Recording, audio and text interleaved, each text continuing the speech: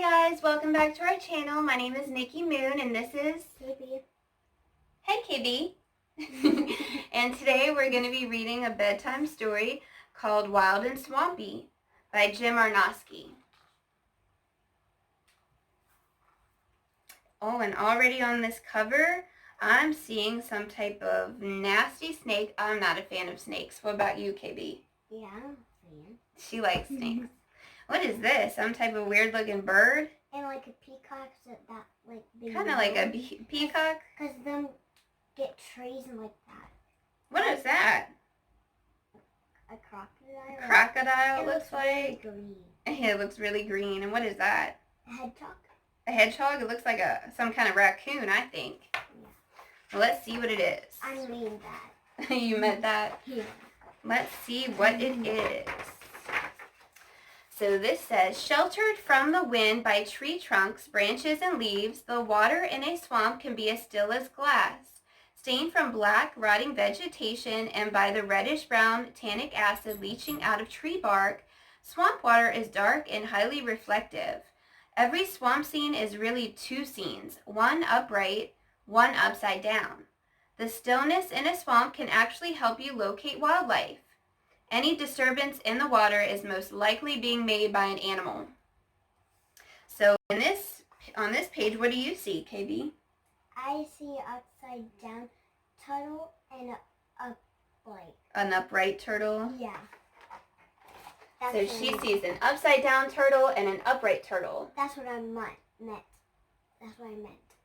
You guys leave a comment on what you see there. Are there two turtles, or do you think it's maybe one turtle looking in its reflection? Let us know what you think. A ripple in the still water alerted me to this egret's presence. The first part of the bird I noticed was its white tail feathers sticking out from behind a cypress tree. Then, on the opposite side of the tree, I spotted the bird's outstretched neck, a long leg and slowly stepping foot, a momentary flash of wing, the yellow bill poking forward. This is how I saw the egret as it silently stalked the shallow water for fish. Wow, look at that beak.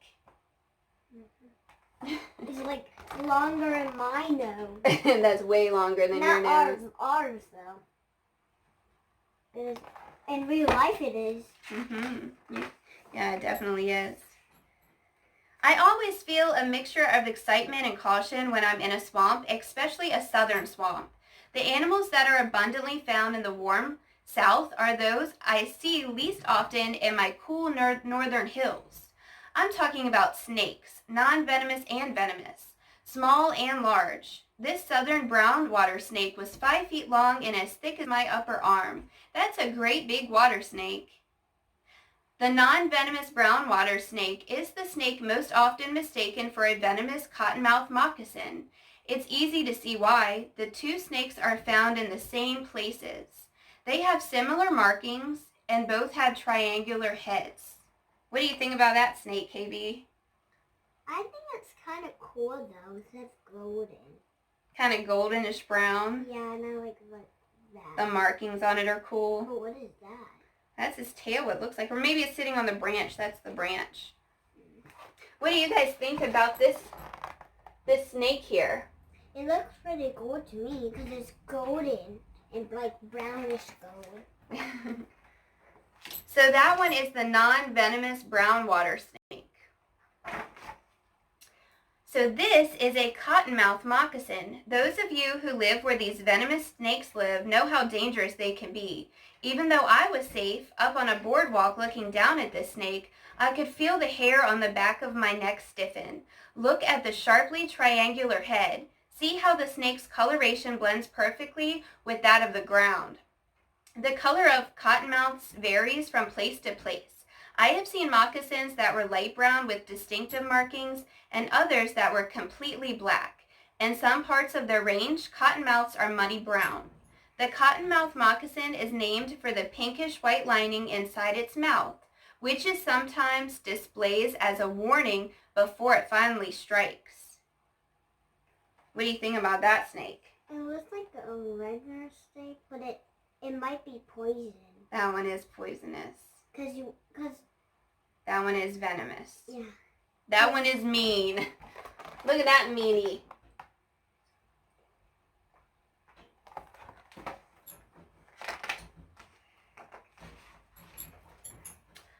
We saw the water snake and the cottonmouth in a cypress swamp where 1,000-year-old trees, some 20 feet in circumference, stand 100 feet tall.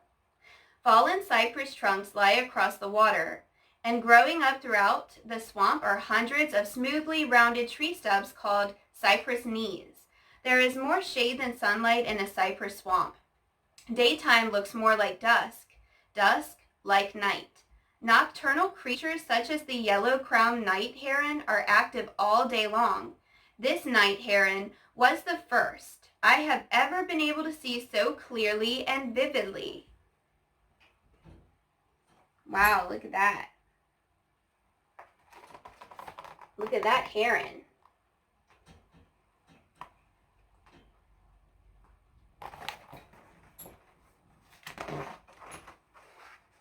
In the cypress swamp, Deanna and I followed a narrow boardwalk that led us deeper and deeper into the silence.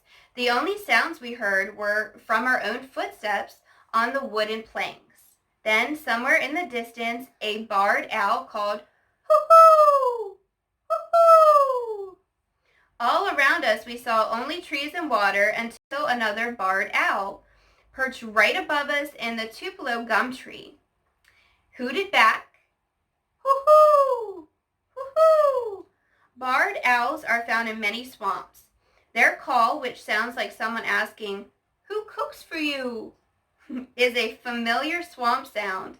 This owl called again, then spread its wings and flew noisily to another perch. When most owls are sleeping, these swamp-dwelling owls are wide awake, hunting all day long. When do they sleep? What do you think about that owl? I think it sleeps in the day. Think it sleeps in the daytime? Because owls watch you. Owls watch over you? And they'll do, hoo-hoo! Hoo-hoo! I sound like you. That's the call they make, huh? Where I live, raccoons are night creatures, but in the southern swamplands, raccoons hunt during the day when they are less likely to bump into a hungry alligator. Alligators normally feed after dark.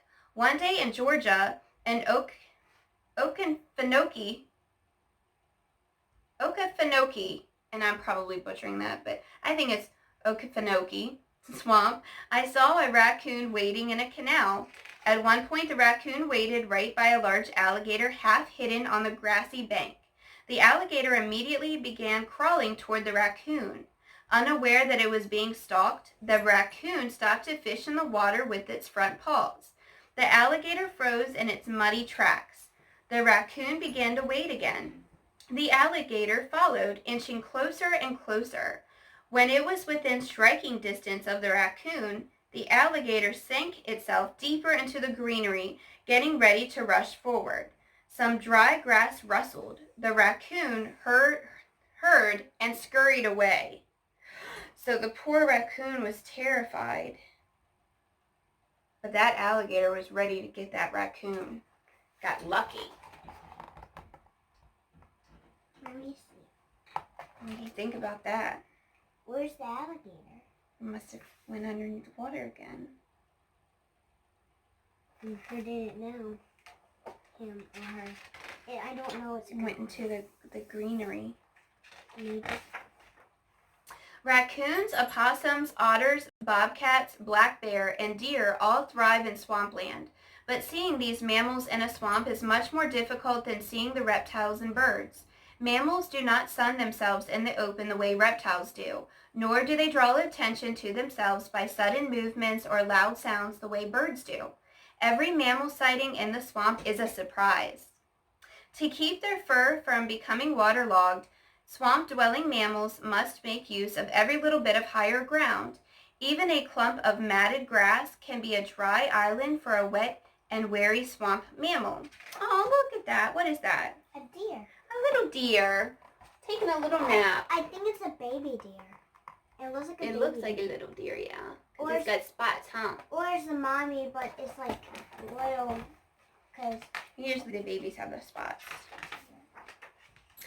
Imagine we are in a boat gliding on a narrow waterway. Long strands of Spanish moss hanging from low tree limbs block our view of the mud bank. The little boat reaches an opening between drooping moss, and you spot an alligator. Its mouth hangs open in what looks like a comical smile, resting and relaxing the all-important jaw muscles. The alligator tracks us with its eyes as we slowly drift away, following the lazy flow of the water through the bayou. A bayou is a swamp that leads to a larger body of water, such as a river, lake, or even the salty sea. Some bayous are not very swampy at all. The saltwater channels and lagoons in tropical mangrove swamps are bayous connected to the sea. You'll see a lot of those in Florida. Mm-hmm. Look at that. What is that? A big, big, big, big alligator. A big, big alligator. That's right. It's giant. Like giant head. It's pretty big. And it's like wider on our body. Mm-hmm. Mangrove swamps are named for the mangrove trees that stand up out of the water, supported by strong arched roots. The exposed roots create a water-level wildlife habitat that rivals the habitat provided by the mangrove's leafy branches. This painting shows an anhinga, or snake bird, swimming underwater between and around the mangrove roots, spearfishing with its long, sharp bill. After fishing, the water-soaked bird perches on the mangrove tree top to spread its wings and to dry out. Seeking refuge from predators, mangrove crabs climb from their saltwater habitat up the mangrove trees to branches as high as 20 feet. Crabs up in the trees, birds down underwater. That's a mangrove swamp in a nutshell. What do you see? Like The little crabbies crawling on the but why branch. them have? Those are its eyes. But why them like really big? That's- And them outer of them like they're why there's no eyelashes? I don't think crabs have eyelashes, honey. Nobody does the first. Then why I have them, to research that. I'm pretty sure crabs don't have eyelashes.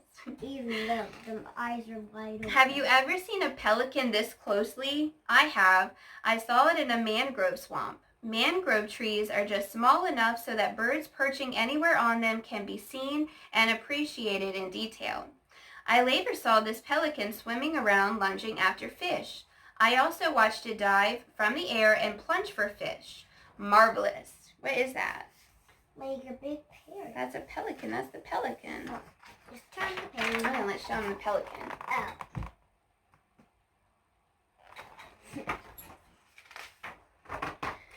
Sometimes I simply cannot leave a place. In the mangrove swamp, I always stay until the last light and wish the day was longer. There is so much more I want you to see, more swamps.